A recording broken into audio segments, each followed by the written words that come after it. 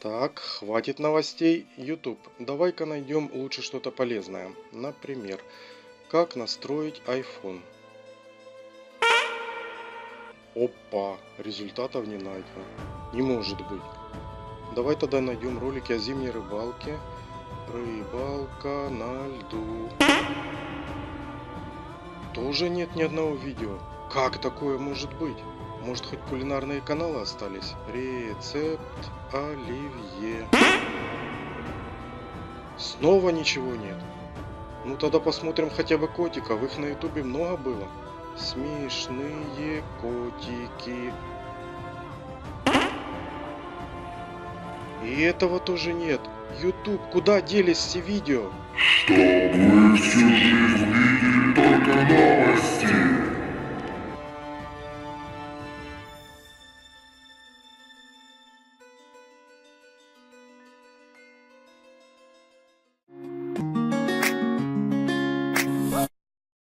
Всем привет, друзья! Наверняка многие из вас видели обращение генерального директора YouTube Сьюзан Войджицки от 22 октября 2018 года к авторам. Если что, можете его пересмотреть заново, ссылка в описании.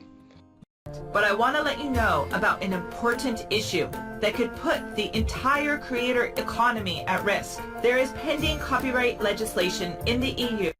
Она говорит о статье 13. Это часть предлагаемого законодательства об авторском праве в Евросоюзе, которая должна защитить авторские права создателей разного контента. Неплохая задумка для защиты авторских прав. Но, если этот закон будет принят в такой редакции, как сейчас, то ответственность за нарушение будет нести сама платформа. То есть, если кто-то опубликовал без разрешения фрагмент видео или музыки, то YouTube или другую медиаплатформу, будь то Facebook, Instagram, SoundCloud и другие, могут оштрафовать на кругленькую сумму. Поэтому медиаплатформы будут вынуждены ужесточить процесс публикации видео, вплоть до блокировки отдельных роликов или даже каналов. У Сьюзан под роликом есть ссылка на студию для авторов с подробным описанием этой проблемы. Переходим сюда. Итак, если Европарламент одобрит текущий текст статьи 13, то свобода самовыражения в интернете будет ограничена. Мы уверены, что решить вопрос о защите авторского права можно будет иначе. Здесь есть обращения разных блогеров, а мы давайте посмотрим часто задаваемые вопросы. Что представляет собой статья 13? Здесь вот можно в Википедии посмотреть. Мы разделяем намерения, ради которых готовятся изменения. Однако, если статья 13 в текущем виде вступит в силу, то свобода самовыражения в интернете будет ограничена.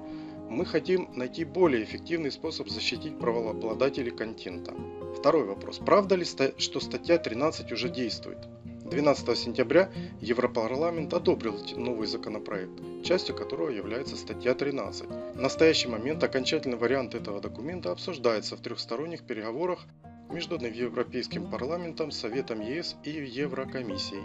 Процесс рассмотрения может завершиться к концу этого года, затем будет дано около 2 лет на то, чтобы преобразовать положение директивы в национальное законодательство стран-участниц ЕС.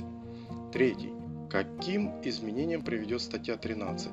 Если законопроект будет принят в текущем виде, то нам придется без предупреждения блокировать в ЕС контент, для которого не указана полная и точная информация об авторских правах.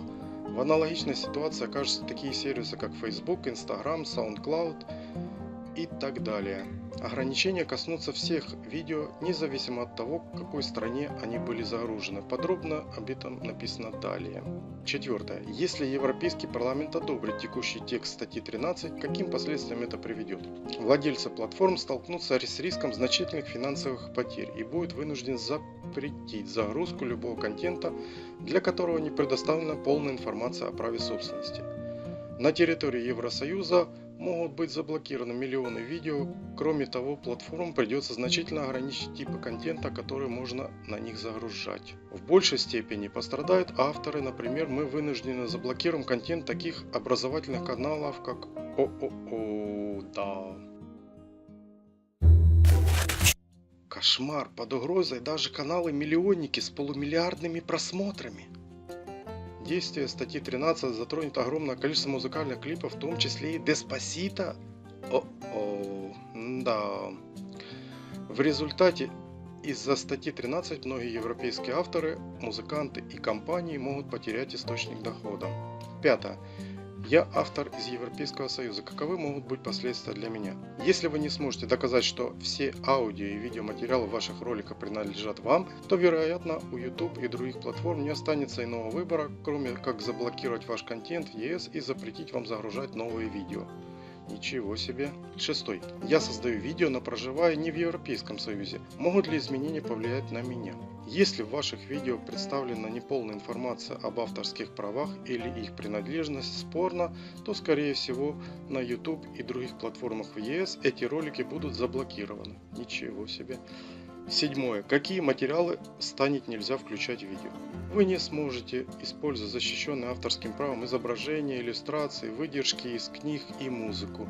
Кроме того, будут блокироваться обзоры и прочие ролики о программном обеспечении, пародии на материалы, защищенные авторским правом и другой контент. Ничего нельзя снимать. Восьмое. Достаточно ли системы Content ID и подобных инструментов, чтобы сохранить весь контент на YouTube и не потерять возможность загружать новых видео? К сожалению, нет. Система Content ID эффективна только в том случае, если авторы не пренебрегают ею и четко указывают, какие объекты им принадлежат. Однако во многих случаях права на контент не заявляют или предоставляют не все данные о них. В результате система не всегда может с точностью распознать информацию о том, кому принадлежат материалы. Если текст статьи 13 останется в текущем виде, YouTube будет нести ответственность за любое потенциальное нарушение авторских прав на платформе и будет вынужден запретить загрузку любого контента, для которого не предоставлена полная информация о праве собственности. Девятое.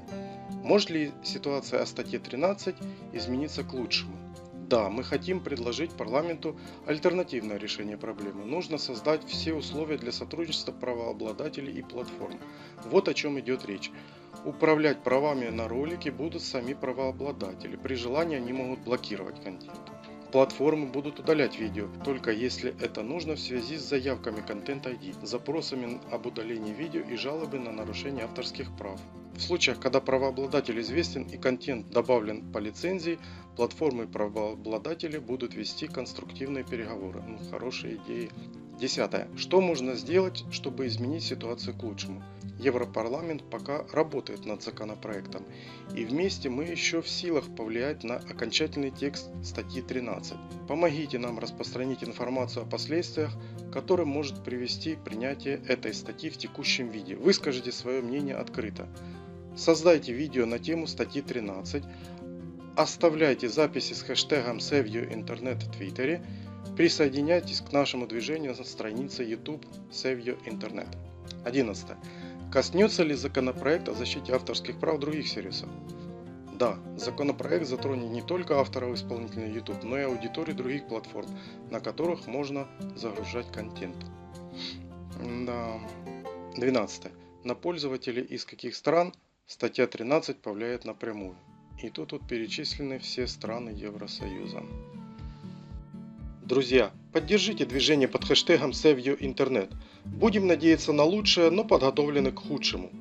На всякий случай, скачайте себе копии роликов со своего канала. Это же ваш труд. Обидно будет, если пропадет.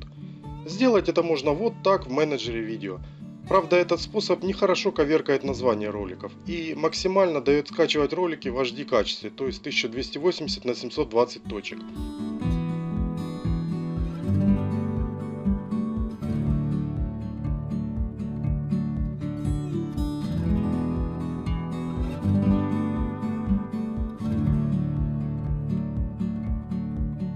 А вот чтобы скачать в максимальном качестве, можно установить программу UMI Video Downloader.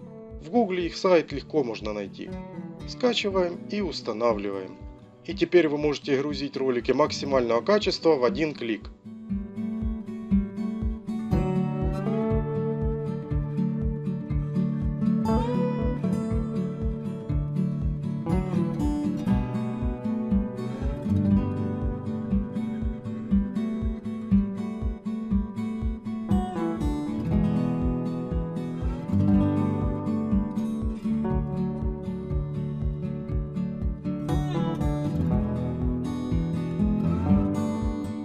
Друзья, пишите, что вы думаете по этому законопроекту, задавайте вопросы.